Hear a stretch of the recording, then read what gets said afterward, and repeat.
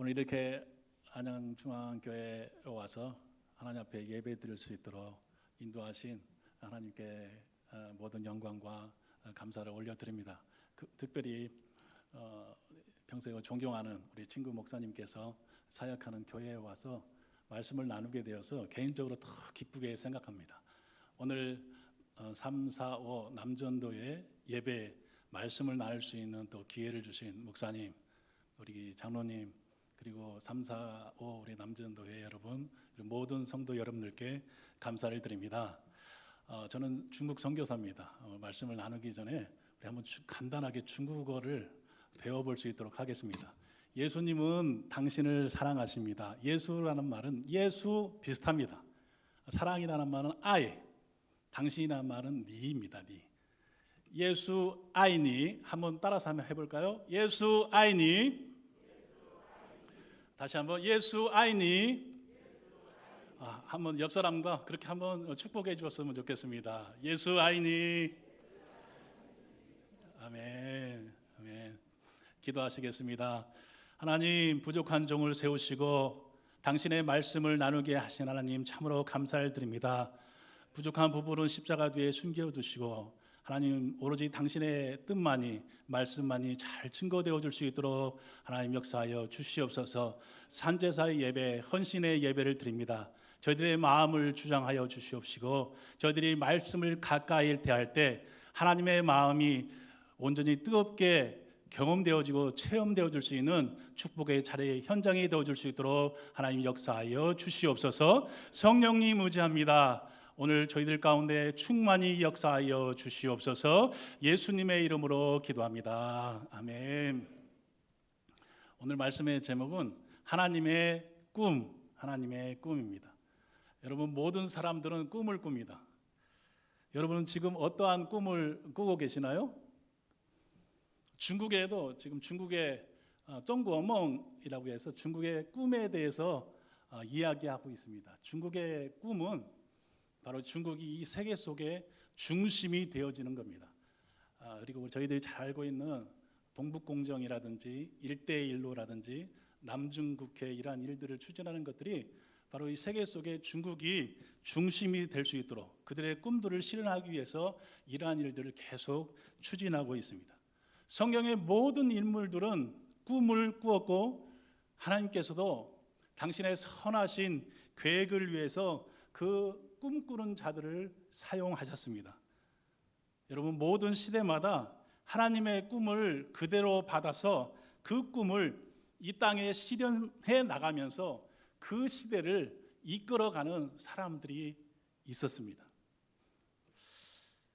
이 꿈을 우리는 다른 말로 비전이라고 합니다.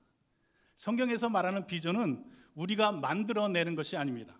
하나님께서 만드신 것을 우리가 다만 믿음의 눈으로 보는 것입니다. 하나님께서는 하나님의 영으로 성령으로 충만한 자들에게 당신의 꿈을, 당신의 비전을 보여주시고 알게 하십니다. 구약 성경에 선지자가 있는데요, 선지자라는 말은 먼저 아는 자입니다. 선견자라는 말은 먼저 하나님의 비전을 보는 자입니다. 하나님은 그 비전을 그들에게 보이셔서 알게 하셔서 하나님의 선하신 뜻들을 통하여 그들을 통하여 이루어 가시게 하셨습니다. 비전은 하나님께서 만드시고 우리는 다만 믿음의 눈으로 그 비전을 바라보고 받는 것입니다. 여러분, 하나님의 꿈은 무엇일까요?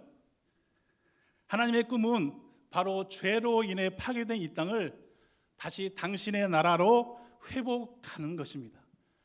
이를 위해서 독생자 예수 그리스도를 우리 가운데 보내주셔서 인류의 모든 죄를 대신해서 십자가에 죽게 하셨습니다. 여러분, 신이 죽으면 더 이상 신이 될 수가 없습니다. 신이 어떻게 죽을 수 있겠습니까?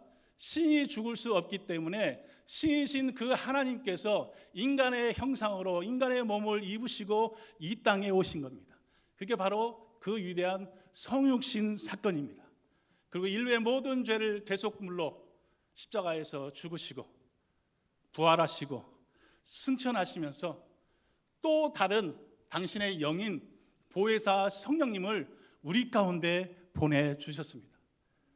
성령님께서 이 땅에 오셔서 하신 수많은 사역들이 있습니다. 능력과 기사와 많은 하나님의 일들을 했는데 사도행전의 말씀에 보면 성령님께서 이 땅에 오셔서 하신 첫 번째 사역이 있습니다. 그 사역은 당신의 꿈을 이루기 위해서 이 땅에 교회를 세우신 것입니다. 하나님은 하나님의 그 비전과 꿈을 위해서 이 땅에 교회를 세우시고 오늘날에도 여전히 그 교회를 통해서 그 하나님의 비전을 이루어 나가십니다. 할렐루야. 그래서 예배소서 5장 32절 성경에서 교회론을 잘 설명해 주고 있는 예배소서는 그 교회에 대해서 정의하며 결론적으로 이 비밀이 크도다라고 이야기하고 있습니다. 여러분, 교회가 이 땅에 왜 존재합니까? 교회의 존재의 이유는 바로 주님께서 우리에게 마지막 명령으로 부탁하신 하나님의 꿈을 이루어 드리는 것입니다. 이것은 지금 우리가 교회 안에서 봉사하고 헌신하고 충성해야 될 이유이기도 합니다. 지금도 하나님은 당신의 나라 회복의 그 꿈들을 위해서 바로 우리 이 땅의 교회들을 통해서 여전히 진행하시고 계십니다. 성경을 보면 예수님께서 지상을 떠나시면서 제 아들에게 마지막으로 남기신 유언의 말씀이 있습니다. 세 구절의 말씀인데요.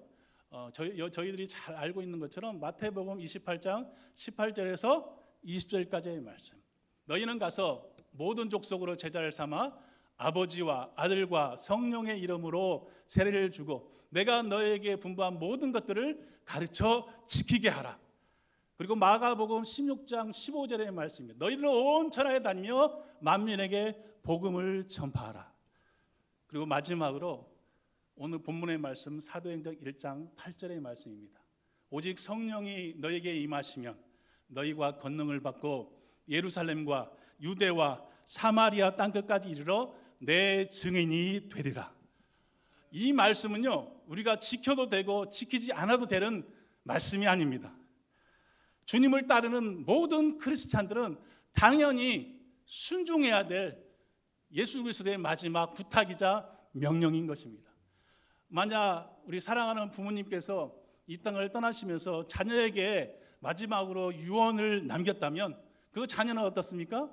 그 부모님의 유언을 지키기 위해서 노력을 해야 되는 것처럼 예수님을 따랐던 그 제자들이 예수님의 마지막 말씀에 그 유언을 받았다면 모든 크리스찬들이 오늘날에도 그 유언의 말씀을 들었다면 그 말씀을 지키기 위해서 최선의 노력을 해야 될 줄로 믿습니다.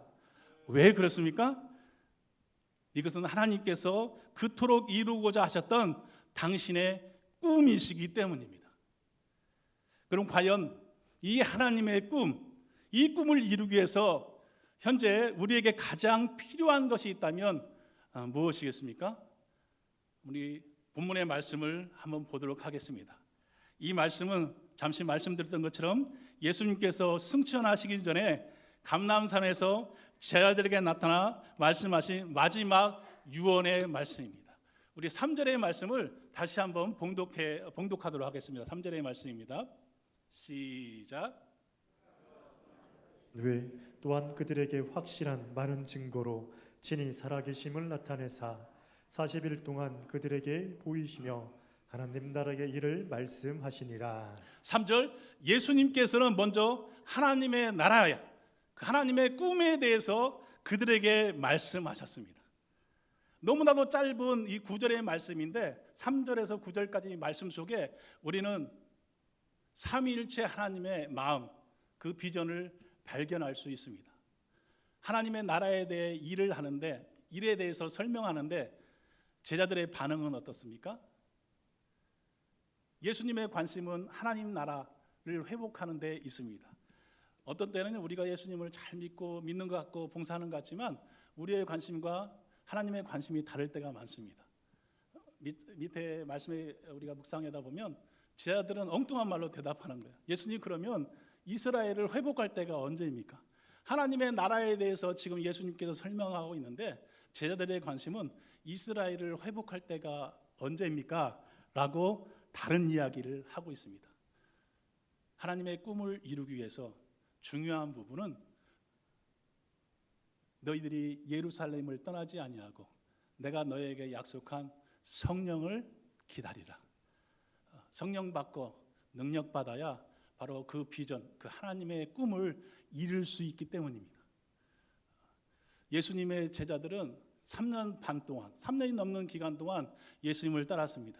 위대한 설교자인 예수님을 통해서 직접 말씀을 들었고 배웠던 사람들입니다. 예수님께 행하신 숱한 기적들을 눈에서 직접 보았던 사람입니다. 안전뱅이가 일어나고 귀신이 떠나고 모든 어둠이 물러가는 놀라운 기적과 능력을 친히 본 사람들이었습니다. 그러나 이것들 가지고는 아직 부족하다는 거예요. 하나님의 꿈, 하나님 나라를 회복하기 위해서는 너희들이 성령 받고 능력 받고 권능 받아야 비로소 땅끝까지 이르러 내 증인이 될 수 있고 나의 비전을 이룰 수 있다는 것입니다. 아멘.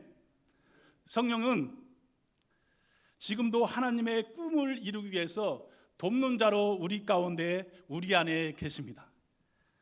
아니 그 꿈의 주체이십니다. 여러분 예수님 믿는 모든 사람들 안에는 다 성령님이 내주하고 계십니다. 여러분 믿습니까? 그러나 모두가 성령에 충만해서 그분의 음성에 따라 순종의 삶을 살아가는 것은 아닙니다. 여러분 예수님을 믿지 않는 불신자에게 있어서 가장 큰 죄는 무엇입니까? 불신자에게 있어서 가장 큰 죄는 예수님을 믿지 않는 것입니다. 그러나 예수님을 믿는 신자에게 있어서 가장 큰 죄는 무엇입니까? 바로 성령에 충만하지 않는 것입니다. 한번 따라서 해볼까요?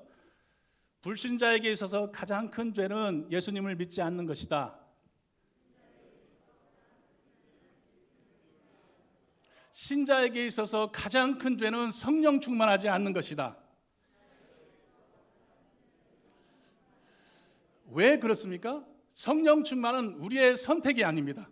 예수님의 절대적인 명령이기 때문입니다. 우리가 성령에 충만하지 않으면 변화될 수도 없고 하나님께 영광 돌리는 삶을 살 수도 없기 때문입니다. 만약 우리 크리스찬들이 성령에 충만하지 않게 되면 단지 여전히 나의 정욕과 감정과 의지를 통하여서 죄악된 삶을 살 수밖에 없습니다. 교회에서 봉사하기도 하지만 마음속에는 주님을 향한 깊은 감사와 기쁨이 사라지게 됩니다. 작은 일에도 쉽게 분노하고 질투합니다. 우리 남성에게 있어서 쉽게 범하기 쉬운 죄가 있는데요, 그것은 바로 분노입니다. 쉽게 다른 사람에게 화를 내고 조급합니다. 교회는 오래 다녔지만 생활 속에 어떠한 변화나 열매도 없고 여전히 번뇌 가운데 살아갑니다. 우리가 성령을 받고 충만해야 나의 욕심과 나의 생각을 이기고 성령이 이끄시는 그 사역에 동참할 수가 있습니다. 우리가 성경 고린도에서의 말씀에 보면 이 세상에는 세 종류의 사람이 있다고 이야기하고 있습니다. 첫 번째는 혈기에 속한 사람, 두 번째는 영에 속한 사람, 세 번째는 육에 속한 사람이 있다고 기록하고 있습니다. 혈기에 속한 사람은 교회 밖에 예수님을 믿지 않는 사람을 가리키고 있습니다. 그러나 교회 안에도 어떤 사람은 성령에 속한 사람이 있는데 어떤 사람들은 여전히 육에 속한 사람이 있다라고 바울은 이야기하고 있습니다. 바울의 서신서를 보면 너무나 쉽게 이 두 종류의 사람에 대해서 우리가 발견하게 돼요. 로마서 3장, 4장, 5장, 6장 계속적으로 기록되는 부분이 바로 육에 속한 사람 그리고 영에 속한 사람에 대해서 설명하고 있습니다. 영에 속한 사람은 의의 병기로 들어지지만 육에 속한 사람은 결국에는 죄에 대해서 불의의 병기로 들여지게 됩니다. 항상 내 안에 성령의 음성과 육체의 소리가 충돌합니다. 나는 다만 열심히 교회에서 기도하고 봉사하고 또 헌신했는데 하나님의 일을 했을 뿐인데 어떤 때는 어떤 이들이 나에게 손가락질을 합니다. 음해합니다. 욕을 하기도 합니다. 혼자만 한 사람만 그렇게 하면 다행인데 또 여러 사람들이 당을 지어서 이상한 소리들을 합니다. 여러분 이러한 소리들을 들을 때 여러분의 심정이 어떻습니까? 막 화가 치밀어 오죠. 막 모든 걸 다 포기하고 싶죠. 안 하고 싶죠. 생각 같으면 막 지금이라도 달려가서 한 대 막 쥐어받고 싶죠. 잠도 제대로 오지 않습니다. 이런 갈등 속에 여러분은 이런 문제들을 어떻게 해결합니까? 나의 감정과 나의 성질대로 하게 되면 여전히 육에 속한 방법대로 하나님의 의를 이루어 드릴 수가 없습니다. 저도요, 선교제에서 한 20년간 지금 사역하다 보니까 여러 가지 크고 작은 일들을 많이 만나게 됩니다. 그냥 열심히 봉사했는데, 열심히 헌신하고 충성했는데 어떠한 사람들은 이상한 소리를 하는 사람들이 있어요. 특히 중국 같은 경우에는 자유롭지 못한 환경이잖아요.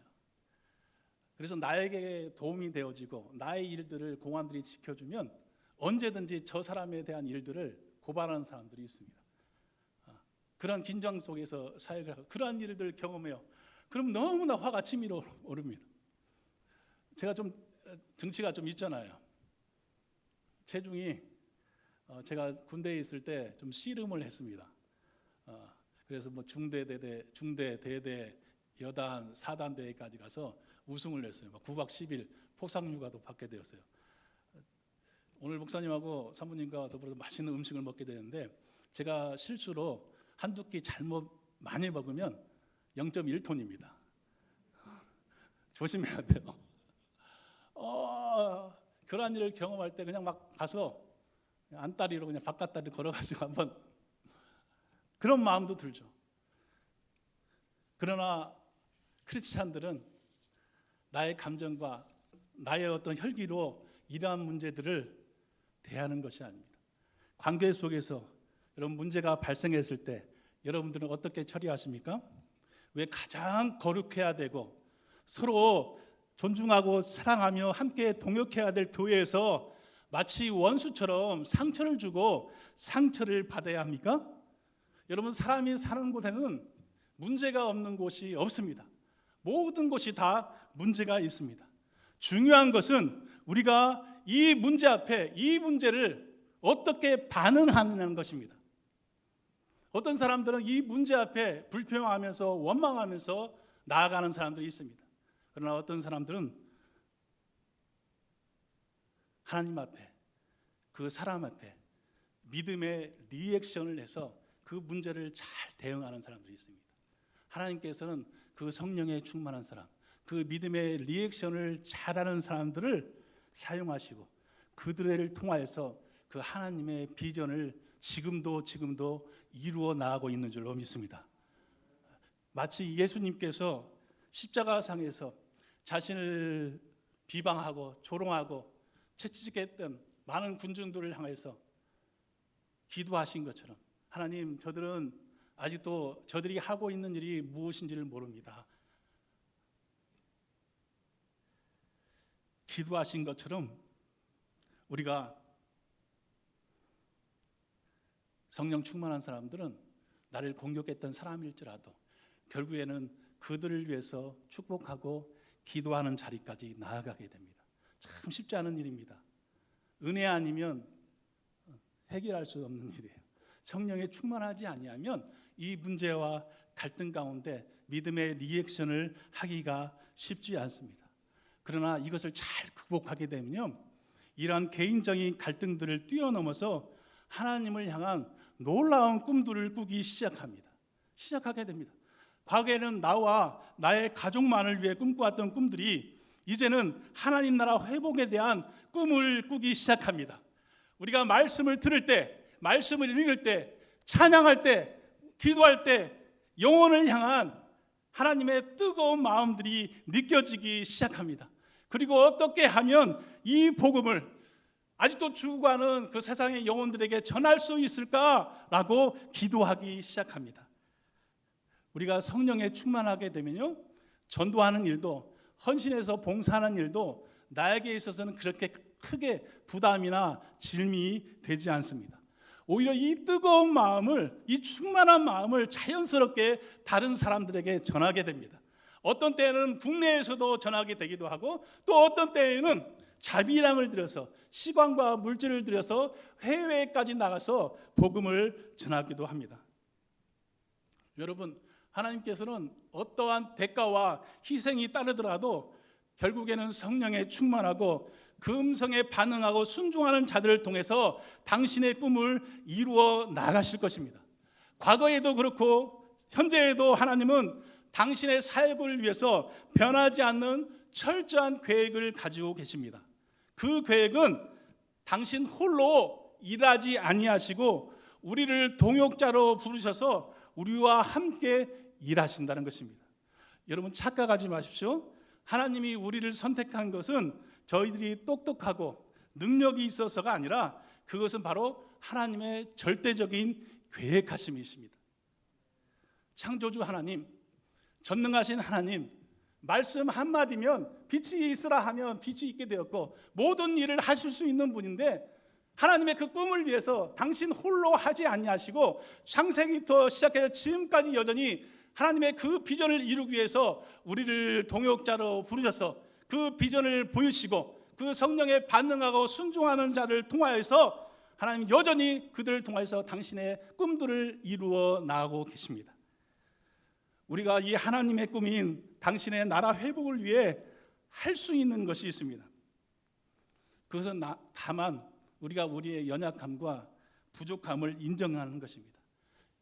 매일매일 삶 속에서 기도하는 거예요. 하나님, 저는 부족합니다. 하나님, 저는 연약합니다.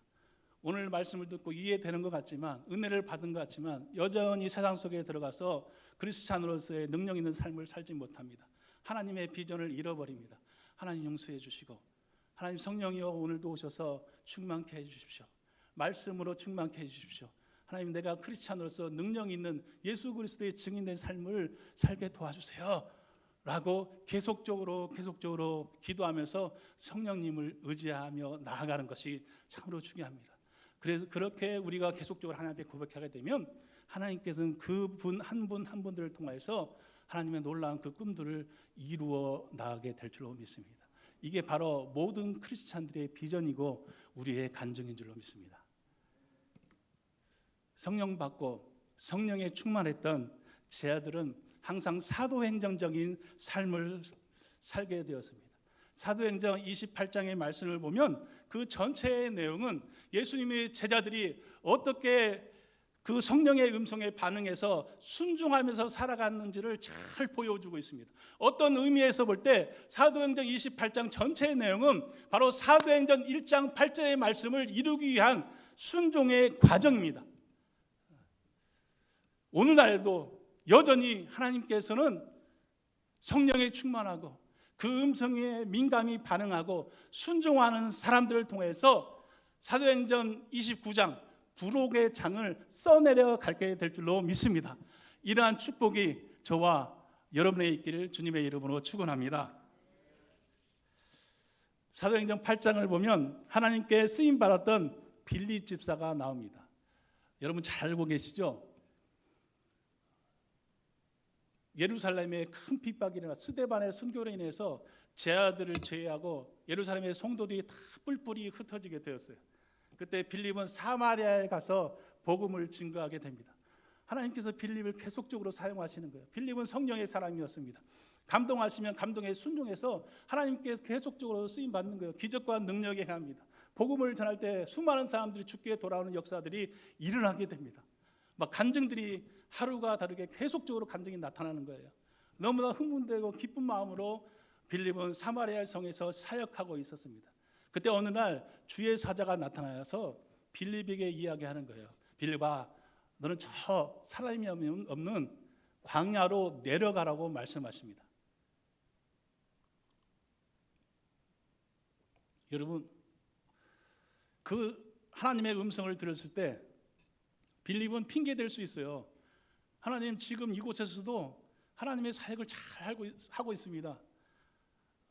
지금 사역이 너무 잘 되고 있고 나의 사업이 잘 되고 있습니다. 예수 믿는 사람들이 점점 좀 많아지고 있습니다. 먼저 좀 정리하고 사람을 일꾼을 좀 세웠다가 그때 좀 시간이 지난 다음에 가서 내가 사막으로 내려가겠습니다라고 핑계 댈 수도 있었습니다. 그러나 빌립은 성령의 사람이었기 때문에 성령의 음성에 바로 즉시로 반응하게 됩니다. 자신은 알지 못했지만 성령이 감동하시자 사막으로 순종하여 내려갔습니다. 그리고 마침 자기 앞에 병거가 지나가는 거예요. 성령이 다시 빌립에게 이야기합니다. 그 병거 앞으로 나아가라. 그 음성에 순종해서 그 병거 앞으로 나아갑니다. 그리고 그곳에서 우리가 잘 알고 있는 것처럼 이디오피아 내시, 이사야서를 읽고 있는 이 이디오피아 내시를 만나게 됩니다. 그리고 그 말씀을 풀어서 가르치고 복음을 증거하고 그 이디오피아 내시가 복음을 받아들이고 또 그곳에서 그 내시에게 세례를 베풀게 됩니다. 훗날 이 이디오피아 내시가 어떻게 되었습니까? 단지 한 사람으로 예수님을 믿는 걸로 끝나지 않냐고 본국으로 돌아가 그 이디오피아는 훗날에 기독교 국가가 되는 축복을 얻게 되었습니다. 여러분, 이 놀라운 일들을 우리 인간의 머리로 어떻게 상상할 수가 있겠습니까? 이 모든 일들이 다 성령님이 하시는 거예요. 성령이 역사하셔서 우리가 다만 순종해 나가면 성령님께서는 우리를 통해서 그 하나님의 일들을 이루어 나가신다는 거예요. 제가 중국에서 교회에 가서 계속 동역자들을 선교 훈련들을 하게 돼요. 선교 훈련들을 가시다 보면 또 계속적으로 전도하게 하고 또 실제 훈련을 하게 되고 또 이론도 또 저희들이 배우게 되지만 그리고 우리가 그 내용 배웠던 내용들을 또 적용한 내용들을 또 나누고 간증하는 그런 시간들이 있어요. 제가 얼마 전에 우리 자매를 통해서 귀한 간증을 듣게 되는데요. 마음이 너무나 어느 날 기도하는데 고향에 있는 한 친구가 생각나더래요. 그래서 그 친구에게 복음을 전해야 되겠다. 그래서 자기 믿음의 동역자인 동역자를 데리고 직접 운전해서 10시간을 가서 그곳에 가서 그 친구를 만나서 그 친구에게 복음을 전했다고 합니다. 그 친구가 감사하게도 예수님을 영접했어요. 그리고 돌아왔는데 얼마 지나지 않아서 그 친구는 하나님 앞에 부르심을 받았습니다. 그때 그 영혼이 하나님이 보시기에는 불쌍히 여겨서 그 자매를 감동하셔서 그 자매의 순종을 통해서 죽기 전에 예수님을 영접한 그러한 사건을, 그러한 간증들을 들으면서 이러한 일들은 우리가 할 수 있는 게 아니에요. 우리가 어떻게 예측할 수가 있겠습니까? 성령님께서 기도하면 기도하는 그 사람들을 통해서 그 하나님의 음성을, 그 감동을 저희들에게 주십니다. 다만 저희들은 그 감동에 순종해 나갈 때 하나님께서는 우리를 통하여서 그 하나님의 꿈들을 지금도 여전히 이루어 나가게 되실 줄로 믿습니다. 마가복음 21장 3절의 말씀에는 예수님께서 예루살렘에 입성하기 위해서 성경의 말씀을 이루기 위해서 나귀를 타고 올라가야만 했습니다. 그래서 제자들을 시켜서 매어 있는 나귀를 가지고 오라. 그 주인에게 이야기해서 가지고 오라는 거예요. 예수님의 명령을 들은, 부탁을 들은 나귀의 주인의 반응은 어떠했습니까? 성경 말씀에 보면 이 나귀의 주인도 핑계댈 수 있습니다. 예수님, 이 나귀가 아직 어립니다. 지금 내가 잘 이렇게 먹이도 주고 해서 성장시켜서 살 찌워서 지금은 탈 수 없으니 나중에 그때 예수님께 내어드리겠습니다라고 이야기할 수도 있습니다. 예수님, 우리 집에 지금 나귀가 한 마리밖에 없어요. 나귀를 잘 키워서 10마리, 20마리가 되면 그때 가서 내가 한 마리가 아니라 10마리라도 내가 예수님께 내어드리겠습니다 라고 이렇게 핑계댈 수가 있었습니다. 그러나 나귀의 주인은 이런 핑계를 듣지 아니하고 그 예수님의 말씀 앞에 즉시로 순종하여 내어드렸습니다. 그리고 하나님 앞에, 예수님 앞에 사용받는 그런 체험을 하게 됩니다. 여러분, 우리 하나님께서 물질이 없어서 우리에게 물질을 요구하는 것은 아닙니다. 하나님께서 사람이 없어서 은사가 부족해서 우리에게 은사를 요구하시는 것이 아닙니다. 우리에게 감동 주시고 헌신하신 그 이유는 그때 그 카이로스의 시간에 하나님께서 우리를 통해서 하시고자 하시는 그 뜻들이 있기 때문에 그렇습니다. 우리를 통해서 그 하나님의 꿈과 비전을 이루고 싶은 그런 간절함이 있기 때문에 다른 사람에게 감동하지 아니하고 오늘 우리에게 감동하시는 것입니다. 우리가 그 감동을 받으면 어떻게 할까요? 처음에 그런 말씀을 들을 때 자신의 환경과 상황을 또 핑계댈 수도 있습니다. 그러나 그런 감동이 올 때, 성령님이 역사하실 때 여러분 한번 즉시 순종해 보십시오. 그리하게 되면 성령님께서, 하나님께서 여러분들을 하나님의 그 사역의 길로 인도해 주실 줄로 믿습니다. 여러분, 순종과 헌신은 나중에 하는 것이 아닙니다. 지금 바로 지금 해야 되는 것입니다. 제가 중국 교회를요 방문하면서 중국 목회자들을 많이 만나며 이렇게 이야기를 해요. 또 이야기하는 과정 속에서 선교에 대해서 말씀을 나눕니다. 그럼 대부분의 우리 목회자들이 저에게 이야기할 때, 선생님 저희 교회는 아직 적어서 선교를 할 수가 없어요. 나중에 교회가 좀 부흥되면 한 100명 정도 되면 그때 가서 제가 열심히 선교할게요. 이렇게 이야기하는 사람들이 많습니다. 이 말은 반전은 맞고 반전은 틀립니다. 만약 교회 담임 목사님께서 성도를 보면서 자매님 올해에는 이 부분이 자매님이 참 맡아서 헌신하시면 너무 좋을 텐데요. 형제님 이 부분에서 헌신하면 너무 좋을 텐데요. 어떻게 헌신이 가능하시겠습니까? 라고 물어보면 목사님 아직 우리 아이가 어려서 아이 좀 성장하면 그때 참여할게요. 봉사할게요. 목사님 우리 사업이 막 시작해서 좀 사업이 좀 안정되면 그때 헌신하겠습니다라고 이야기하는 사람이 있습니다. 우리 아이가 좀 대학에 들어가면 그때 좀 이게 문제가 좀 해결되면 그때 헌신하겠습니다라고 이야기하는 사람들이 있습니다. 여러분 이렇게 고백하는 사람들 중에 사업이 잘 되고 자녀가 자라서 대학에 들어가서 돌아와서 헌신할 가능성이 높을까요? 아니면 낮을까요? 아마 낮을 거예요. 선교나 우리의 헌신도 마찬가지입니다. 나중에 하는 것이 아니라 바로 지금 해야 되는 것입니다. 그 시간이 바로 하나님께서 우리를 축복하시고 사용하기 원하시는 때이기 때문입니다. 하나님이 우리에게 은혜를 주시고 감동하시면 우리는 그 감동에 순종하여서 리액션을 하게 됩니다. 그러면 하나님은 다시 은혜를 주시고 우리에게 액션을 하게 됩니다. 그리고 우리가 그 액션을 다시 리액션으로 반응을 하게 되면 하나님은 또다시 액션을 하게 됩니다.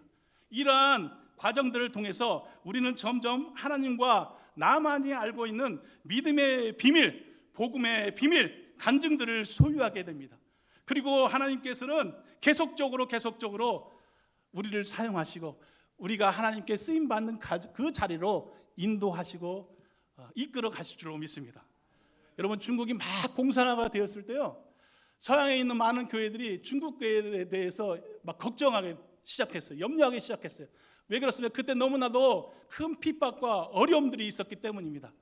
중국 교회는 곧 없어지게 될 거라고 염려하였습니다. 그러나 막상 뚜껑을 열어보니까 오히려 중국에 있는 많은 크리스찬들은 그 어려운 핍박과 어려움 속에서도, 환경 속에서도 좌절하지 아니하고 여전히 복음을 위해서 헌신하고 희생하여서 오히려 그 어려웠던 그 시기가 가장 축복에 부응할 수 있는 그 시간으로 하나님께서 만들어 주셨습니다. 여러분 우리 기독교는 생명의 종교입니다. 피를 먹고 사는 종교입니다. 피 흘림이 있으면 있을수록 우리 기독교는 더욱더 부응하였습니다. 핍박이 있으면 있을수록 우리 기독교는 더욱더 성장해 나가게 되었습니다. 이 지구상에는 여전히 복음을 위해서 자기 생명을 잃는 수많은 사람들이 있습니다. 지금도 코로나로 인해서 선교사님들이 돌아오지 않고 그 현장에 여전히 남아서 사역하시는 분들이 있어요. 어떤 분들은 쉽게 이야기할 수 있어요. 선교사가 왜 그 현장에 있는 거야? 빨리 어려운 시기에 돌아와서 잠시 좋아지면 그때 들어가면 되지. 근데요, 다들 이유가 있는 거예요. 그분들이 느끼기에는 하나님께서 부르신 자리가 그곳이기 때문에 그곳에서 여전히 헌신하고 계시는 겁니다.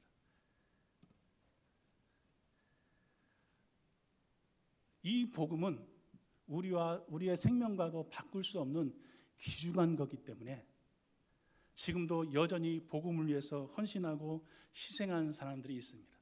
2000년 전에 예수님께서 제자들에게 주셨던 이 영혼 구원의 사명은 현재도 이 하나님의 비전을 품고 순종하는 수많은 사람들을 통해서 지금까지 멈추지 않고 계속적으로 진행되고 있습니다. 한국 교회에 아주 유명한 존경받는 손양원 목사님이나 주기철 목사님 등등이 있을 수 있죠. 중국에도 아주 존경받는 형제가 있습니다. 이름이 왕밍따오, 왕명도 형제라는 분인데요. 우리 중국 교회 가정교회 형제들이 너무나도 좋아하고 존경하는 형제입니다. 이 형제가 북경에서 사역을 하다가 열심히 교회를 세우고 복음을 전하다가 공안들에게 발각이 되어서 감옥에 감금이 되게 되었습니다. 그때 감옥의 생활이 너무나 열악해서 춥고 배고프고 그리고 공안들의 여러 가지 고문들로 인해서 너무나 지내기가 힘들었습니다. 그때 마침 공안이 찾아와서 서류 한 장을 딱 내미는 거예요. 왕명도, 네가 여기에 사인만 하게 되면 내가 너를 석방시켜 줄게. 거기에 보면 내가 나가서 복음을, 예수님을 전하지 않겠다. 여기에 네가 사인만 하면 내가 석방시켜 줄게.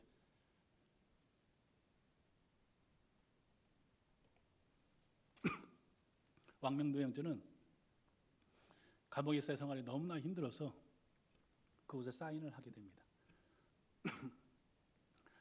중국어로 계속 설교를 하다가 한국어로 오랜만에 설교를 하니까 입이 마르고 혀가 조금씩 꼬이면 좀 양해하시고 좀 들어주시기 바랍니다.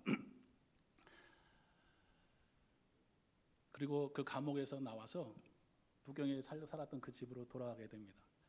어느 날 며칠간 몸을 보양하고 쉬고 있다가 감동이 되어서 과거에 봉사했던 그 교회를 좀 방문하고 싶었던 거예요. 그래서 그 교회를 찾아갔습니다. 찾아가서 그 형제들과 그 교회에서 예배를 드리고자 하는데 그 교회에서 왕명도 형제를 받지 않는 거예요. 너는 배교자라는 거예요. 예수님을 배반했다는 거예요. 이 교회에 가도 이 교회에서 받지 않고 저 교회에 가서 예배를 드리려고 해도 예배를 드릴 수가 없고 외로이 다시 집으로 돌아와서 그날 밤에 왕명도 형제는 집에서 기도하기 시작합니다. 그리고 너무나 가슴 아픈 것은 그들이 나를 배척한 게 아니라 너무나 죄책감 속에서 내가 평생도록 사랑했고 섬겼던 그 예수님을 배신했던 그 죄책감으로 해서 고통스러웠습니다. 그리고 그날 밤에 눈물을 흘리면서 기도하며 회개합니다. 그리고 아침에 일어나서 조그마한 간판을 하나 만들어서 첫 번째, 저의 이름은 베드로입니다. 2, 저는 사랑하는 주님을 배반했습니다. 3, 이제 그 사랑하는 주님을 다시 모시기 원합니다. 4, 여러분 예수 믿으세요. 그리고 그 간판을 목에 걸고 다시 북경 거리를 활보하게 됩니다. 그곳에서 그 거리에서 그 수많은 사람들에게 선포하게 됩니다. 저의 이름은 베드로입니다. 저는 사랑하는 주님을 배반했습니다. 그러나 이제 다시 한번 그 사랑하는 주님을 모시길 원합니다. 여러분 예수 믿으세요. 여러분 예수 믿으세요. 그 길거리에서 그들에게 복음을 외치며 나아가게 됩니다. 중국 공안이 중국말 리하이라고 하는데 대단합니다. 왕명도 형제가 다시 나와서 복음을 전하는 것을 보게 돼요. 그래서 다시 그 왕명도 형제를 감옥 속에 구금하게 됩니다. 그때로부터 해서 20년 동안 왕명도 형제는 그 감옥에서 나오지 않고 옥생활을 해야만 했습니다. 그런데 그때 20년간의 생활은 과거에 있었던 감옥의 생활과 너무나도 다른 시간들이었어요. 하나님께 너무 감사하고 과거에 세상 밖에 살았으면 다른 일 때문에 복음을 증거할 수 없었을 텐데 감옥에 있다 보니까 하나님만을 바라보고 기회만 있을 때마다 복음을 증거하고 그리고 배식으로 나온 빵들을 먹지 아니하고 물을 마시지 아니하고 그 사람들이 예수님을 믿으면 바로 성찬식하고 바로 세례를 베풀고 너무나 감사와 기쁨 속에서 그 감옥 생활을 지내게 됩니다. 너무나 감사한 것은 그 복음 전하는 대상들이 어디 도망가지도 못하는 거예요. 전부 다 갇혀 있으니까. 그리고 1년, 2년이 지나면 주기적으로 복음의 대상들을 바꿔주시는 거예요. 그리고 계속적으로 20년 동안 그들에게 복음을 전하게 합니다. 그는 마지막으로 고백합니다. 너희들이 나의 육신을 가둘 수 있지만 내가 하나님을 향한 사랑의 열정과 복음의 열정은 가둘 수 없다. 그리고 생명을 다해서 20년 동안 그 옥살이를 하면서도 복음을 증거하게 됩니다. 여러분 놀라운 것은요, 우리가 중국교회의 역사를 보면, 교회사를 보면 중국 교회에서 가장 부흥했던 시기가 있거든요. 그 시기가 선교사가 가장 많았던 그 시기가 아닙니다. 바로 왕명도 형제가 감옥에 있었던 그 시기입니다. 왕명도 형제가 감옥에서 그렇게 하나님을 위해서 주님을 위해서 헌신한다는 그 이야기들이 밖에 있는 크리스찬 형제 자매들에게 들리게 되었어요. 들리고 나서 그 형제들 은혜 받고 도전 받고 내가 더 이상 따뜻한 방에서 있을 수 없다라고 해서 모든 중국에 있는 크리스찬들이 집에 있지 않냐고 길거리에 나가게 됩니다. 나아가서 담대하게 복음을 외치게 됩니다. 그 시기에 그들을 통하여서 그들의 수고와 헌신을 통하여서 그 20년의 시간 동안 하나님께서는 중국교회가 가장 크게 부흥할 수 있도록 축복해 주셨습니다. 성경은 말합니다. 한 알의 미달이 땅에 떨어져 죽지 아니하면 한 알 그대로이지만 죽으면 무수히 많은 열매들을 맺을 수 있느니라. 사도행전 말씀에도 바울은 고백합니다. 내가 복음 증거하는 일, 하나님의 그 꿈을 이루기 위해서는 나의 생명을 조금도 귀한 것으로 여기지 아니하노라. 할렐루야. 우리 주부를 보니까 우리 안양교회가 지금 거의 50년이 되었네요. 안양중앙교회가 47년, 50년 가까이 되었는데, 여러분 지금도 아마 살아계신 분들, 우리 권사님, 장로님들 아마 계실 거예요. 각 교회가 시작했을 때 그분들의 수고와 헌신이 있습니다. 여러분, 교회가 그냥, 저도 사역을 해보니까요, 어떤 사역들이 바로 세워지는 게 아니에요. 눈물이 없으면, 헌신이 없으면 이 사역들이 이루어질 수가 없습니다. 우리 안양중앙성결교회가 이렇게 40년 동안 부흥하고 성장할 수 있었던 것은 과거에 초창기에 시작했던 그 믿음의 선배들, 그분들의 희생과 눈물이 있었기 때문에 우리가 이렇게 축복받고 이렇게 성장하게 될 줄로 믿습니다. 지금도 복음을 들어서 여전히 감사하는 마음으로, 기쁜 마음으로 이 자리에 앉아서 우리가 함께 예배를 드릴 수 있게 된 줄로 믿습니다. 또 다른 누군가의 헌신을 통해서 남전도회 3, 4, 5, 1, 2 또 다른 누군가의 헌신과 희생을 통해서 앞으로 하나님께서 우리 중앙성결교회를 더욱더 축복해 줄 줄로 믿습니다. 우리 교회를 통하여서 아직도 죽어가는 영혼들이, 열방의 영혼들이 주께로 돌아오는 이러한 축복이 우리 교회 가운데 더욱더 넘쳐나길 주님의 이름으로 축원합니다. 어느 날 어떤 분이 이름만 되면 아시는 만한 우리 목사님이 선교지를 방문해서 저에게 이야기하는 거예요. 조선교사,